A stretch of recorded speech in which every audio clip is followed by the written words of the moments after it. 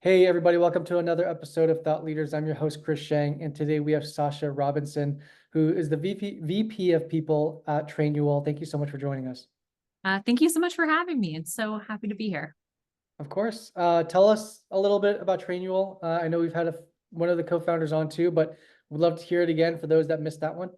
Yeah, for sure. I would probably go back and listen to his explanation. It's probably far better than mine, but Trainual is a SaaS platform. It's training, onboarding, and business documentation for small businesses. And we define small businesses as any business that has between 15 and 250 employees. That could be all at one location or spread across different franchise locations, but really focusing on that smaller section of the market. Got it. Very cool. I would love to kind of dive into just, what your role is there. And then before you do that, I want to kind of get a better understanding of how you entered into the world of HR, talent acquisition, people, culture. So tell us a little bit about that. Was this something that you were always inherently curious about when you entered the work field, or was it like something that you stumbled into? What was that story like? Well, my only view of HR growing up was Toby from The Office. And so there was no world where I wanted to be HR growing up. That was not on my radar at all. I grew up in Palo Alto in the Bay Area. And so I was drawn to tech. I was interested in that world, but HR was the furthest thing from my mind. And I actually went to school it was called Justice Studies. And I thought I was going to go into public policy or either education or civil rights policy and wanted to help change the world. And then I realized I very much did not want to be a lawyer and I wanted to actually like my day to day. And so I tried marketing and that wasn't quite the right fit, but then stumbled into hiring for an early stage startup and building onboarding and the employee engagement programs. And I kind of just fell in love. And it was one of those love at first sights, trying to push it away because I had this Toby HR view in my head. This isn't cool. This isn't what I should be doing, but I was really good at it and I really liked it. And so no, the long answer is that, but the short answer, no, I did not initially seek out HR, but stumbled into it around 20 and could not be happier that I found it because I feel like it's the perfect fit for me. Very cool. Funny enough, Toby was my next door neighbor for a couple of years, Stop. and he's the exact No. same person. He's he has two kids, and his wife was one of the, she had a guest star on the show, but yeah, he was my neighbor for a couple of years, and we would talk, and he would take his kids on the bike ride around the cul-de-sac. It's funny. Oh my gosh, that would be so crazy, going from seeing him in the office to the real world. But Yeah, man, that's that's so very cool. similar person. Pretty much the same kind of tonality and facial Yeah. expression. Yeah. Oh, well, Um, fine. anyways, anyways, yeah, not a great picture for HR necessarily, but obviously I don't think that that's truly the case. And you've dove into it, and now you realize that it's a completely different world than from the office. But tell us a little bit about that. I think what's been interesting for me as we've had some conversations with various people that are in leadership of whatever you want to call it, like HR, people, talent acquisition, what have you. Obviously, there's so many ways to kind of approach it, and the titles are various depending on size and stage of the company. Why don't you walk us through what it entails for you, and maybe it's helpful for you to kind of walk us through the different, Yeah.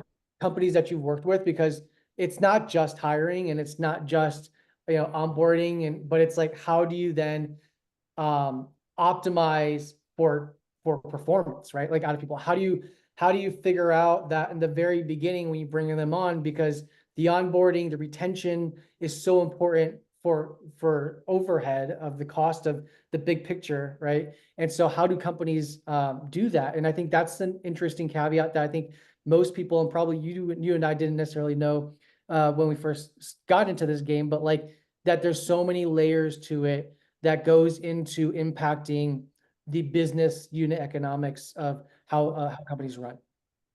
100%. So I'll actually go back to the Toby example. Yeah. So the reason I really wasn't interested in being him, other than his bland personality, was that he was relegated to the annex in the back of the office. No one wanted to be around him. He wasn't really adding value. He was only called in when shit hit the fan.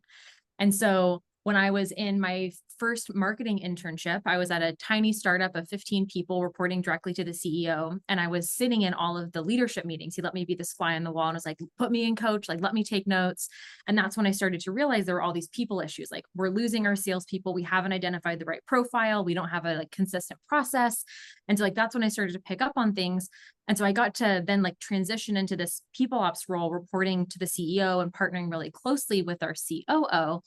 And it was there that I realized, like, in the right org, working with the right type of leader, like HR, like I call it people operations, is so incredibly important. And you can't be effective in your role if you don't understand like the holistic business, what your business strategy is, what your key pain points are, because you're trying to solve some of those business problems through your people strategy. And so I think that was a really important differentiator for me, understanding that you can be a part of the strategy. And that's absolutely essential if you want to be effective in your role. And so I started, it was a company called Campus Logic, an ed tech SaaS company here in Phoenix. And I was with them from 15 to 150 employees, saw them through 2 rounds of venture capital funding and the acquisition of a smaller company, which was, again, really cool to see for someone so early in my career and be a part of that transition and integrating all of the employees and the tech. From there, I moved on to a venture studio called Coplex, also based here in Phoenix. And so we were working with founders, or I guess they weren't even founders at that point, but folks who a deep subject matter expert in something that was not technical. And then we had this 9-month program that was very prescriptive that helped them find product market fit, get customers, help with building an MVP. And so I was the internal resource for all things people and recruiting inside the venture studio, but I also partnered with many of our founders as they were getting close to graduation, raising their seed round, helping with co-founder matching, hiring engineers and salespeople, and laying that like core foundation of the bare minimum of what I think you need to be a people first business without over architecting what you need on the people side that early on. And then it was there that I met Chris Ronzio, who's the founder and CEO of Trainual. And it was like a will they, won't they for 8 or 9 months of me joining Trainual. And finally, I was like, I can't keep saying no. Like, this company seems amazing. And so I joined Trainual back in November of 2019, when everything was still good in the world. And we had just raised our Series A, and Chris knew that they wanted to accelerate their growth and wanted to build this scalable machine, again, that was very people first or human first in how he approached building his culture. And so I've been with Trainual for almost 5 years now, through 2 rounds of institutional capital.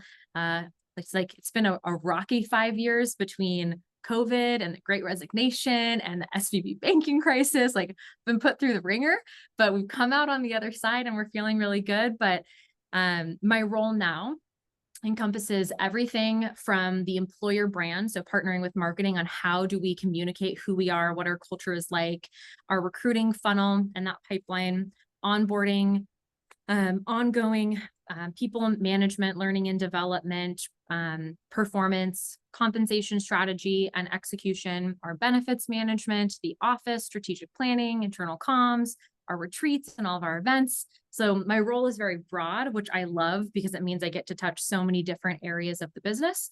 And then I sit on our executive team and get to partner with our CEO really closely. And it's honestly like my absolute dream job. And I feel so lucky to be here every day. But that's like a high level overview of my background and what I do right now. Got it. Very cool. And I would love to kind of like dive into, you've seen a lot change in the past 5 years at Trainual.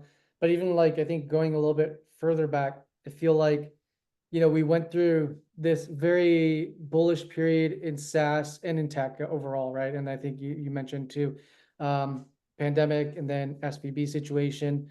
Now we're seeing a pullback in terms of at least on spending side of things for buying from a buying perspective of new technologies. And that can have a trickle down effect. But I guess I'm curious as to what have you been seeing in terms of your 5 years at Trainual, of how the market's evolved as it relates to like human capital, right? Like, have you noticed from your peers different types of culture trends that are more important than others, shifts in priorities? Like was maybe historically, I'm just making a hypothesis, but like compensation was more important versus like, PTO or even like how that relates back to, performance-based kind of structures. What has been the things that have taken precedence over your period working in the people role, over the past, like, say, decade or so? And what are you noticing now, like in today's market, as being like the really primary focal point? Yeah. I feel like maybe I'll go reverse. So I'll start Okay. with now. Okay. Um, I feel like a lot of what we're seeing is after the pandemic and folks like realizing like life can be over in an instant, life can change in an instant. Like, what is actually important to me? We get a lot of folks that come to us saying, like, my family is really important to me, or my work life balance is really important. And like, being a little more thoughtful about what they want their holistic life to look like and finding a way to marry their work into that. But I think they're a little bit more vocal about what they need. I think less so than a couple years ago when it was like the height of the employee market. But I think it's kind of balanced out to this interesting, like, I want to work hard. I want to be at a great company, but I also like want to make sure that I'm not gone all the time and I'm taken care of. Um, in 2021, 2022, I was horrified at some of the comps that we were seeing. Mhm. We posted for roles and we would have folks with like 1 or 2 years of experience looking for 200 or $250,000 and getting that at other places. And we didn't increase our comp bands to match what all these other companies were paying. We're like, this can't feel right. Like, my finance director and I were sitting there like, this doesn't feel like this is sustainable. And like, our whole value proposition for Trainual was, we're an incredible company for the long term. We're not going to necessarily pay at the 100th percentile, but you'll have great benefits, great work-life balance, interesting challenges at work. And so we tried to refocus the marketing element of recruiting and our message to some of the intangibles rather than just cash comp. But we lost a ton of folks to cash, like much, much higher, sometimes double what we were paying, which was like mind boggling. And I'd never seen that in my 10 years of working. Yeah. Um, I think those are probably the two biggest transitions. And then I think the return to office has been interesting. Over the last 2 years, we've made some decisions around coming back to work and having a hybrid work environment where we still have a lot of the remote team members that we hired during the pandemic, but we are prioritizing Phoenix-based hires when the role makes sense. And I've been surprised by how many people are like actively looking for an in-person or a hybrid role, and how many folks are tired of working remotely. And even though all over the news, I think there's frustration, like, oh, I wish I could work remotely, but we're seeing more and more in our recruiting calls, folks that want the human engagement and love coming into the office as long as it's like a fun office. Hmm. And so that's been interesting because I feel like that doesn't always like resonate with what you hear in the news. Yeah. I mean, you hit on a few good points. I feel like we've had this conversation before around the compensation structure. Uh, and I think that's part of the reason why we're in the situation that we're in now. Um, I think you had a very cost of capital is very cheap at the time, right? And so like people were just spending, and you hear these not horror stories, but I guess like kind of inflated stories of, these large giant tech conglomerates really just holding on to talent so competitors couldn't poach them. And that would just drive the price of them up. And, you hear a lot of them from employees that didn't feel like they were really much doing anything, or even to find productivity was work, right? And then now you have this shift. Um, but as you were talking about that, I'm curious as to that idea of work-life balance and finding those that, are vocalizing that. I think is great. I think it's super important to figure that out. But then also from a company's perspective, you are trying to find the individual, right, that has like that balance, that can kick ass and be hyper efficient when they are checked in and clocked in. And then, and it's not like it's not great to get somebody who's super distracted, but giving you 80 hours a week, right, and not able to have that output. So what are some of those systems that you have in place, Because I feel like that's the tricky part around people is like, how do you analyze for productivity in an individual? I think nowadays it's, the hard skills is like a table stakes, and trying to, especially like, a mid-stage or growth company, you're trying to analyze for the right personality fit, right? And even like larger companies, I started to see this gravitate towards um, prioritizing work ethic and personality over actually like hard skills to a certain degree sometimes. How do you guys think about that? How do you personally think about that? And are there ways that you have figured out how to screen for that, or are there systems for screening for that? Oh gosh, so so many questions all in one. I know, I'm Um, sorry. Take it in chunks. It's not, yeah, take it in chunks, whatever kind of comes okay. first to your mind. I can repeat some of it as well. Okay. Where would be the best place for me to start for you? Yeah, let's start where it's like, how do you guys think about that balance, right? So like finding somebody who's gonna be super productive, Yeah. but has a balance, and obviously it's fair request. How do you guys think about that, right? And like when somebody positions that, is it a ding? Is it a positive? Yeah. But I know it's deeper than that, and so Yeah. maybe you can then touch upon the second part of it. Sure. So I'll start back in 2019 pre-COVID. So one of the first things that I did when I joined the team was get really clear on who we are and who we are not as an organization. And so I felt really confident with our mission, vision, values, our like working hours. We were in person 5 days a week, 8 to 5, and it was like pretty strict on those hours. And here's what we're looking for and the types of people that work really effectively here. And then COVID hit, and I feel like for me, like I felt like I was really struggling. So many of our employees were struggling. They were feeling so isolated. And so starting in Q2 of 2020, I feel like I got, like, I hate to say this, but like too empathetic. And so Mm, my default was like, anything that you need as our employee, I'm here for you. Like, we've never experienced something like this. And so it was like a good year and a half of feeling like that. And then as like vaccines rolled out and the world returned to normal, then it was this really awkward place where I've then normalized basically giving everything to all of our employees, whatever you want, any accommodation, we're happy to make it. And then similar, like, at the same time, there were infinite jobs, sometimes, 1.5 or 2x what your base salary was. So we felt like we had to keep giving because we didn't necessarily want to match on the salary side.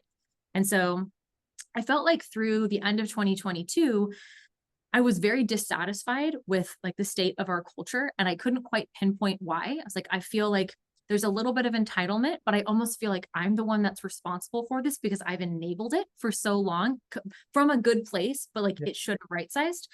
And I felt like we'd let performance slip, and like there was nothing that we couldn't be as strict or hold folks accountable like we wanted to. And so in 2023, we decided to make one of our KRs as part of our strategic planning process. It was embrace change, speed, and performance. And we wanted to do a shift in our company culture, but we didn't want to overcorrect to something that was only focused on performance, because we want to be an employer of choice. We want folks to love working here, but also like we're a growing business and we have ambitious goals to hit. Like you got to dig in and grind a little bit sometimes when the role requires it. And Mhm. so we did we put together this training that was like a little bit of stoicism and a little bit of 5 dysfunctions of a team. And one of my leadership peers and I did a road show with all the different teams. Like, here's how these behaviors actually look. Here's how embracing change looks. Here's how it might feel uncomfortable at first, but here's why we're leaning into it. We did some leadership training on this. And then we reevaluated how we rewarded on compensation and ensured that we were over rewarding our highest performers. And I think we'd almost overly shifted to like a sameness or fairness is sameness. And so trying to like move out of that mindset so we weren't losing our top performers to some of these other roles. And I think through that process, we did lose a couple of folks on the team that were maybe more aligned with the culture that we had in place in 2021, 2022. But the new folks that we've hired in the last year have been phenomenal and have been such a great like burst of energy on the team and like super interested in one being hybrid and leaning into being more comfortable with change and moving fast. And so it was kind of this painful 18-month period, but I feel like it was this process because of so many external factors, but I'm really happy with where we're at now. And I honestly don't remember the question you asked me because I just Yeah, talked. it's all good.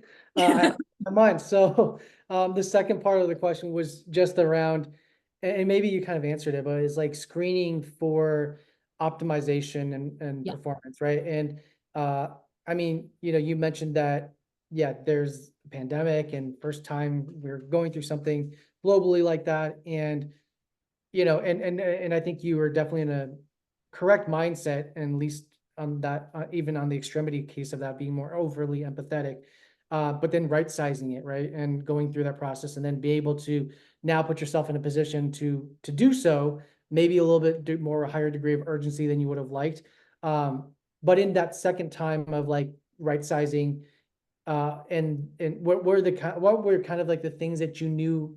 Was it something you already knew that you were looking for and you were able to screen for it this time around? Or was it like, how were you guys able to, like, what were the intangibles you feel like of these individuals that you were able to screen for to find that level of satisfaction with this group of employees within the past year?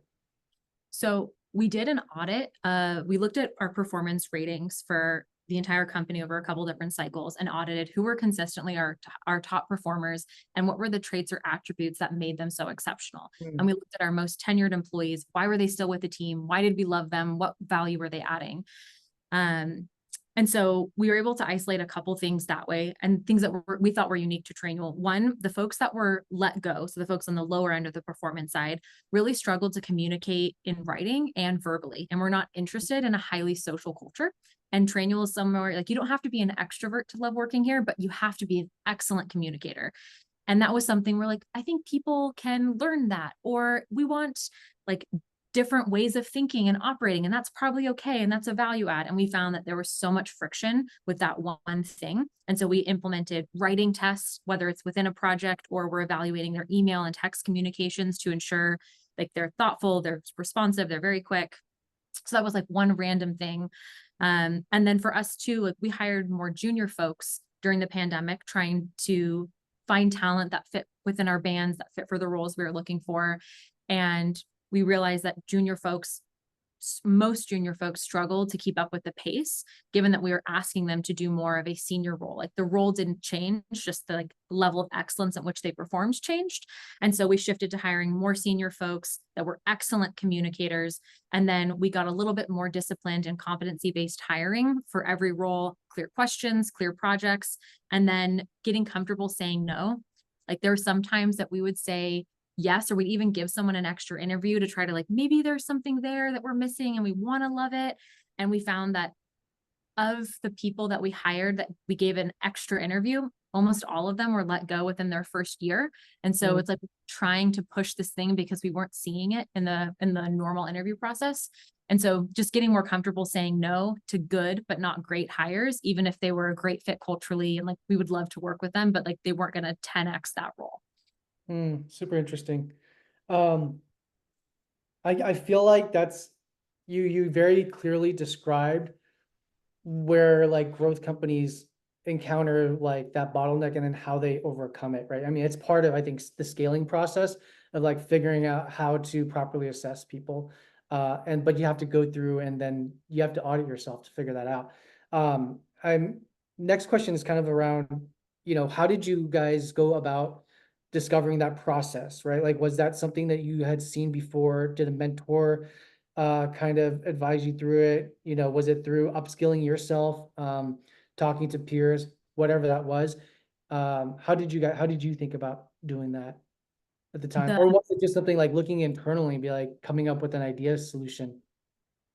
I feel like it was a mix of like I'm really close with our executive team. We have a really healthy balance. And so getting feedback from them on like what is or isn't working kind of sparked the need to do some of these audits. And then I just have a phenomenal team internally. And so like the ask was like, how can we evaluate the team we have and replicate the best people and ensure we don't make the same mistakes again? And so we did a bunch of different analyses, some very qualitative, like interviewing people, talking to them, looking through their background or their resume, and some were more quantitative, like the number of terms based on number of interviews and like seeing some like correlation, causation, and piecing it together.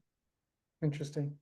Um, And my next question is just kind of around, as you guys are growing as a business, what are the things that you are thinking about for the next year, right? As you mentioned, already the past year, as it relates back to people, has been a big shift. But what's the next big shift? And then how are you preparing for that? Because I feel like, yeah, as companies are growing, sometimes it feels like you're always going to be doing it like for the first time.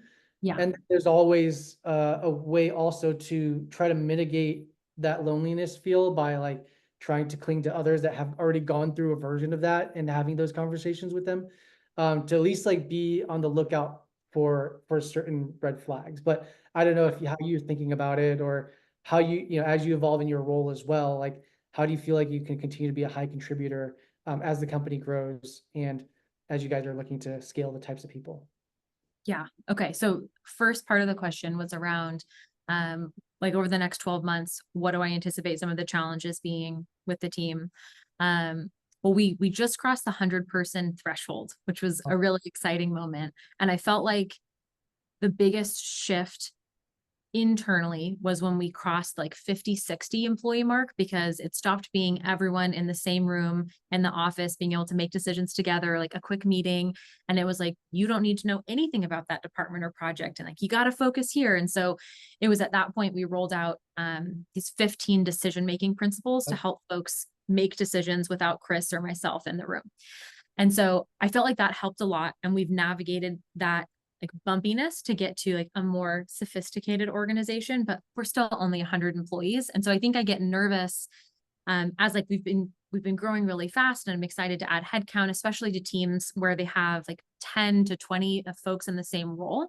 And so I'm curious to see what our retention looks like and our ability to keep folks engaged in roles that are highly repetitive, like day over day, week over week. And there isn't a lot of upward mobility because the department is established and that function has a leader. Whereas like a year or two ago, you were hired to a team, you were doing projects, you were on calls with customers, you were working 60 hours a week, but then you moved into a bigger role and took on more. And now like those opportunities are fewer and harder to find.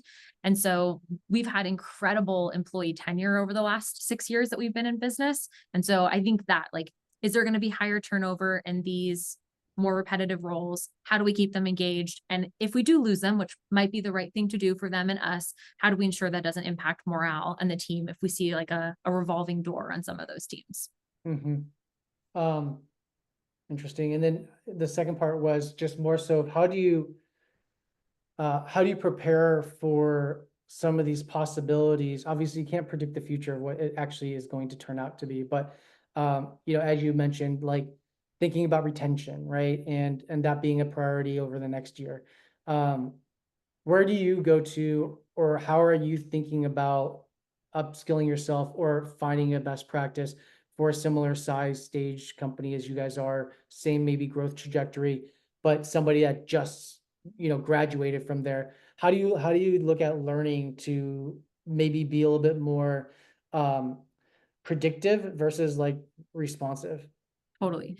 So I feel really lucky because the three of our main investors are very hands-on and people first, and they've offered to introduce everyone on our executive team to other members of their portfolio company's executive team. So I feel like I've met with 3 or 4 like truly exceptional chief people officers that have done what we've done, over the last few years. And so I personally love the one-to-one approach where I get to build a relationship with someone, be really vulnerable with them, talk through like, we're really struggling with this. How did you handle this? Like, I don't know what I'm doing. Please help. And so those have been super valuable, and sharing ideas or like what's to come, what we need to, or what I need to be thinking about, what our org needs to be thinking about. And then I'm a member of a number of like people groups. One was created through Altos, one of our investors, and then another like the people tech partners and a couple of other HR groups. And so just being able to hear, whether it's on live calls or in writing, the other challenges people are experiencing is just really helpful. I feel like I get little like sparks of ideas like, oh, they're struggling with that, but we're not. But why aren't we struggling with that? Like, are we doing something really right? Or is this an accident? Or are we just not experiencing this yet? And so I think just like reading as much as I can and meeting with those mentors who have seen a very similar journey a step ahead has been really valuable for me. That's awesome. I know we're up on time, but I want to say thank you so much for taking your time. I feel like it was so much great nuggets in there that people could take away from. But yeah, want to say thank you. Thank you so much. It was such a pleasure to be on your show.